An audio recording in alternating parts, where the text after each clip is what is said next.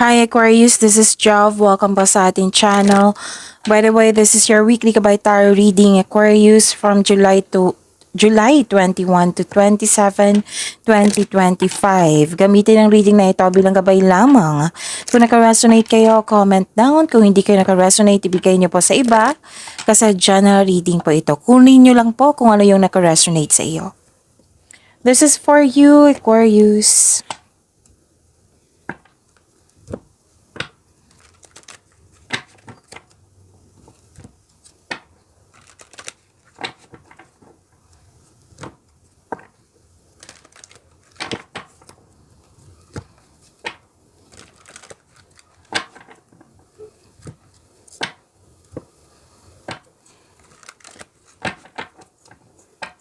This is for your weekly Kabay Tarot reading Aquarius, July 21 to 27, 2025.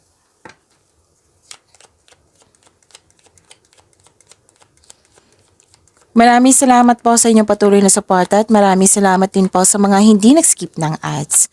Maraming salamat din po sa mga nag-donate. Sa mga hindi pa nag-subscribe, subscribe na po kayo at click bell notification para malaman nyo na may bago tayong video. Para sa mga gustong magpa-reading, comment po kayo ng personal reading.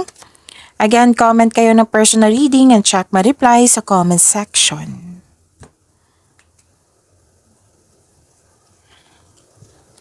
Ang ganda. Okay. Aquarius, prosperity is yours. Claimer ha? Ang ganda po. Ang ganda, Aquarius. Prosperity is yours, career stability, may dumating na project, opportunity na bibigyan mo na siya ng long-term plans. And may nakita ko ditong meeting, pwedeng reunion, pwedeng party, special event, public event. Yan. Togetherness. Okay? At hope and healing. Kitang-kita ko po dito ang hope and healing. This is good. Ang ganda, Aquarius. Personal development. Nakatanggap kayo ng blessings. Okay? Tapos, maraming ideas na bibigyan mo siya ng aksyon. At nakita ko dito, nag-research ka sa internet para may makuhang learnings or clarity. And this is money luck also. L-U-C-K. And fame. Fame, awards ba, or recognition. Okay? Compliment. Nagbigay na compliment sa'yo. So, ang ganda nito. Oo. Claim niya po, ha? So, blessings. Ang ganda.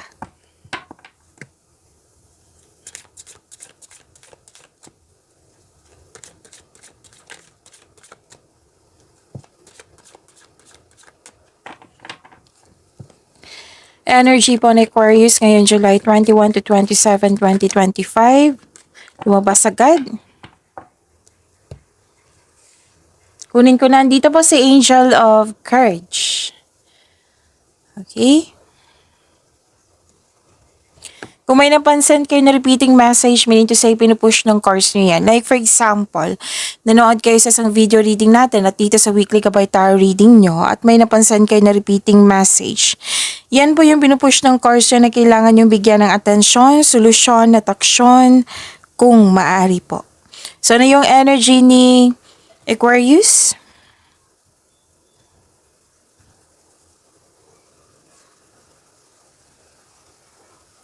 Overcoming obstacles. Very confident. May ginagawa ka dito sa passion mo. Oo, na alam mo yung gagawin mo. Resilience, andito po. Courage, inner power, very confident. Ang ganda. Magiging matatag ka sa sandaling ito dahil na ma-overcome mo yung struggles or challenges. This card asks you na harapin mo yung fears, struggles, or challenges kasi iwasan mo ito. At mag-move forward ka with courage. You don't know your own strength until it is tested. Okay? Be confident, oo. Lalo na sa mga single dito, labas din kayo sa comfort zone kung pwede po. Para may makilala kayong bagong tao. Okay? At okay. Kung may concern ka sa isang tao, i-share mo yung opinion mo o problema mo sa taong ito Para alam din niya na may concern ka. Tapos gawa kayo ng adjustment para magkasundo kayo. Okay? At you have a confidence and persistence po, lalo na sa career nyo. Kitang-kita ko dito eh. You're eager to achieve a successful outcome sa work or negosyo mo.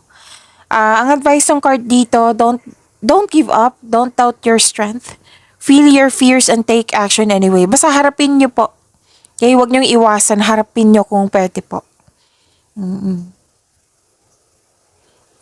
So, ano po yung, okay, to attract more blessings, let us say the power affirmation. Let's say, I trust in my ability to stay strong. Again, I trust in my ability to stay strong.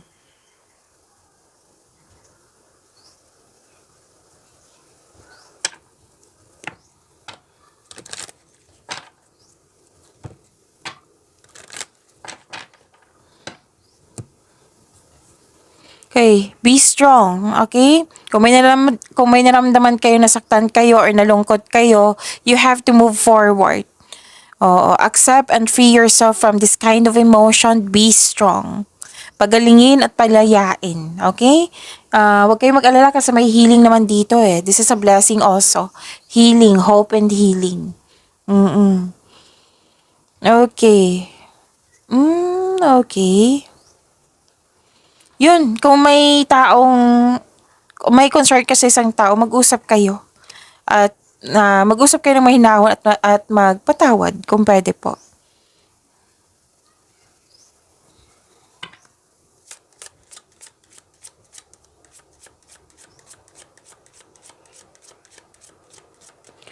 Pwedeng nasaktan kayo kasi may tutol sa iyo, or di kaya may concern tungkol sa third party. So remember, this is general reading. Kunin niyo lang po kung ano yung naka-resonate sa iyo. Pero nakita ko naman dito na magiging matapang ka. Harapin mo to kasi may resilience.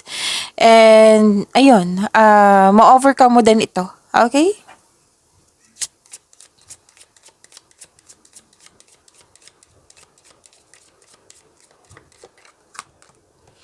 333, angel number 333, spiritual awakening. Your spiritual awakening is unfolding.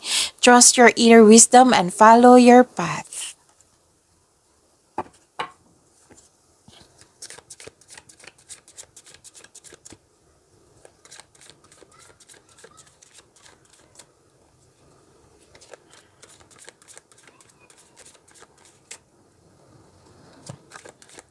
Career and money, career and money. Career and money po ni Aquarius from July 21 to 27, 2025.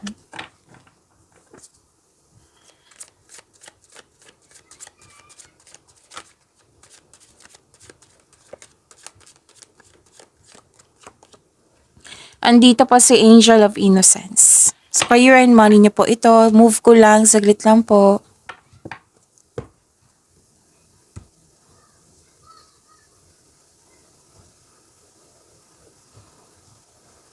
Okay. You're showing your kindness to everyone. Malakas ang iyong intuition. May parating na opportunity po. Your finances are improving also. Oo, and you're becoming more confident sa trabaho mo ngayon. May matatanggap kang mensahe galing sa isang unexpected sources. Pwedeng galing to sa inner child mo, or sa tao na mas bata pa sa'yo, or ito yung intuition mo. Okay? May gustong humingi na sorry sa'yo dito. Sa career and money pa tayo ha. At may matatanggap kayong good news. Oo, may matatanggap kayong good news. Ang ganda nito.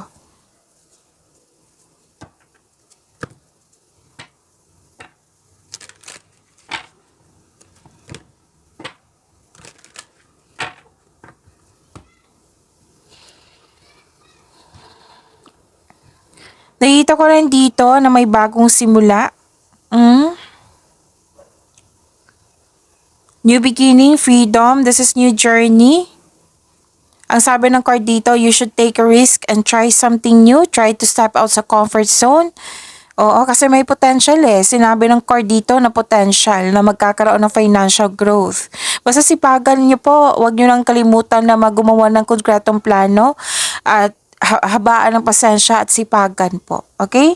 Nakikita ko naman dito na hindi ka takot sa mga obstacles. Okay? Take a leap of faith and trust the support of the universe. Please know that you are divinely guided. Huwag kang matakot. Instead, i-acknowledge mo mga lessons na na-encounter mo. This will lead you to the new experiences or new opportunities. Oo, part ito ng personal and spiritual evolution.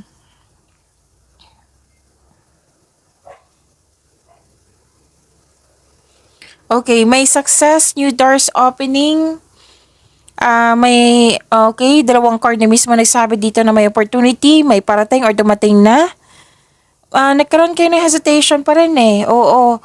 So so sabi ng card dito, wag sana na magkaroon ng hesitation. O para mawala itong hesitation na ito, maggawa kayo ng plano. Okay? Maggawa kayo ng plano. And may offer na negosyo. Oo, this is the sign na mag-start ka ng to own a business. So this card asks you to accept project and face it with confidence kasi naka-align ito sa passion mo. Isa din ito sa dahilan na magkakaroon ka ng maraming opportunity kaya huwag mag-alilangan na tanggapin ito. So yung binigay na offer sa iyo, huwag mag-alilangan sana. Para mawala na yung doubt, hesitation, or fear na yan, konkretong plano po ay kailangan. Okay? Kasi sabi ng card kasi dito, kung magkakaroon ng positive outcome sa offer na ito, itong project na ito, which is na-clarify siya dito, di ba? Oo. Magtatagumpay ito. Kung magkakaroon siya ng positive outcome, mas dadagsa yung opportunity. Okay? Again, kung magkakaroon ng positive outcome sa binigay na offer sa iyo, yung tatanggapin mo, dadagsa yung opportunity po. Sabi yan ng card ha, in-explain ko lang ng mabuti. So this card tells you na nasa next level ka ng prosperity na matagal mo nang hinintay. Posibleng dagdag trabaho to or dagdag kaalaman.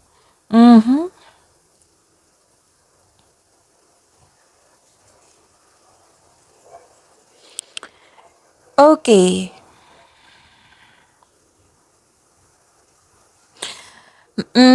Hesitation pa rin. So yung advice ng card, ilang cards kasi nagsabi dito na kung may hesitation nga, konkretong plano. Okay, sabi ng card dito na humingi kayo ng guide kay God para mapalaya mo ang sarili mo sa nararamdaman mong takot. Kasi may takot, hesitation, doubt. Ako nakikita dito. It might be nag-overthink din kayo. Oo, so ayun, you have to make change para ikaw ay makawala at makahinga. So, this card asks you to step forward towards to your goal. Kailangan po, okay, ang assignment nyo dito, Aquarius, nangailangan ng pasensya at tiyaga. Magagawa mo ito.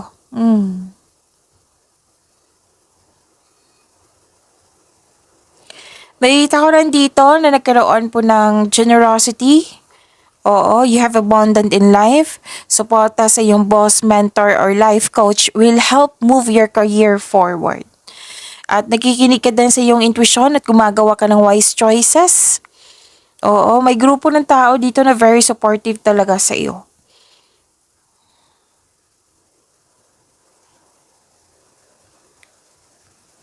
May transformation eh. May changes dyan sa trabaho nyo or di kaya career change to. Paglilipat ng work or workplace. Okay? Ang ilan dito may balak itigil yung negosyo at mag-try ng isang negosyo na naka-align sa passion mo. Ang ilan dito ha, pwede din may end of contract. So sa kaperahan, this is a tough time pero huwag kayong mag-alala, money matters will improve. So hold tight, kapit lang po.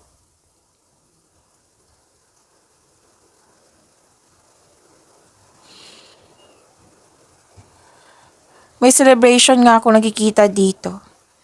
May ganap na celebration kasi nabuo, na kumpleto o natapos yung mga ginagawa mo or yung project po.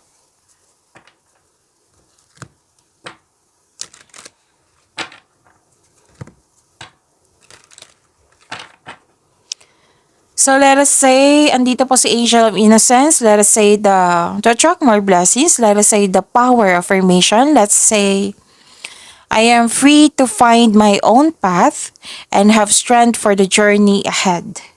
Again, I am free to find my own path and have strength for the journey ahead.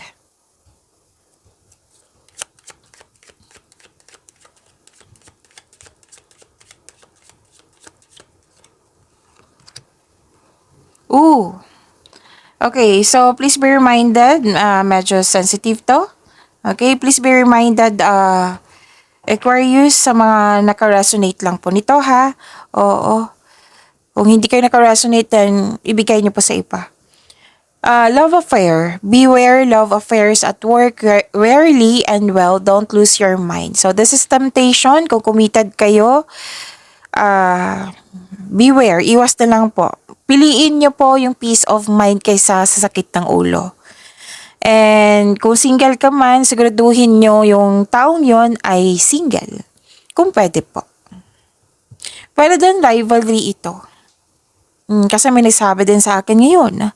Pwedeng rivalry din yan. Rivalry, competition po.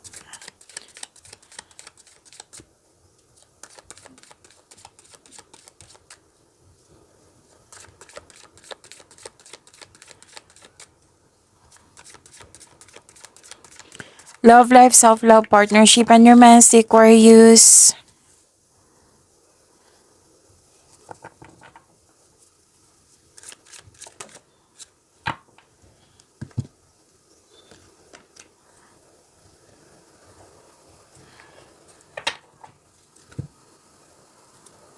Okay.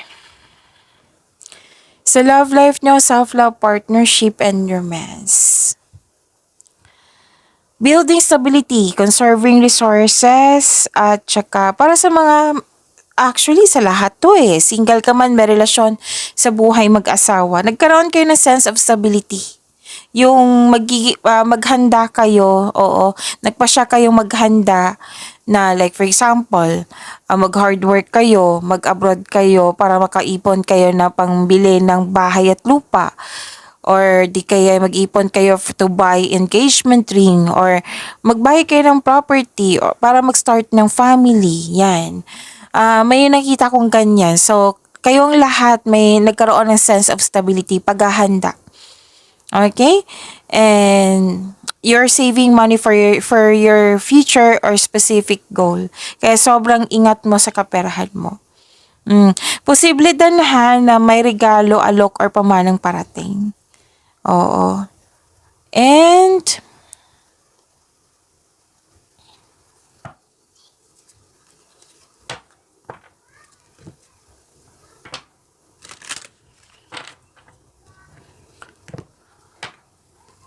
actually, ang ganda nito kasi nakikita ko yung pagkakasundo nyo, lalo na sa mga marelasyon sa buhay mag-asawa. Nagkasundo kayo sa inyong project, may pagkakasundo, may promises ako nakikita dito.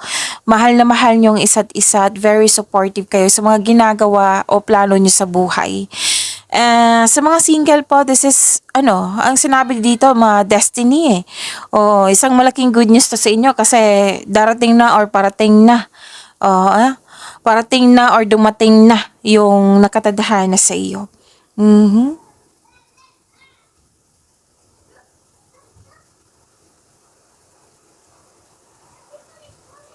May biglaang pagbabago po regarding sa connection mo sa isang tao. At itong pagbabago na ito, huwag kayong mag-alala kasi this is magasuporta sa iyong growth and expansion. Tapos malakas ang intuition nyo, may malalaman kayo. Sabi ng card dito, may sikreto na parating which may be shocking. Kung tanong nyo kung ano to, hintayin nyo na lang. Kung meron ha, kung meron.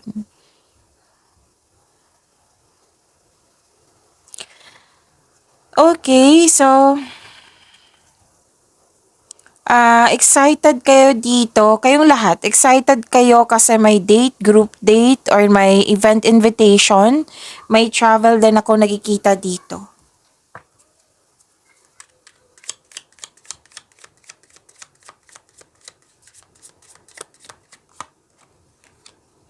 Settling. Avoid settling for less than you deserve in love. Pagyamanin niyo po yung blessings na binigay sa inyo. Aquarius, see you tomorrow. Maraming salamat.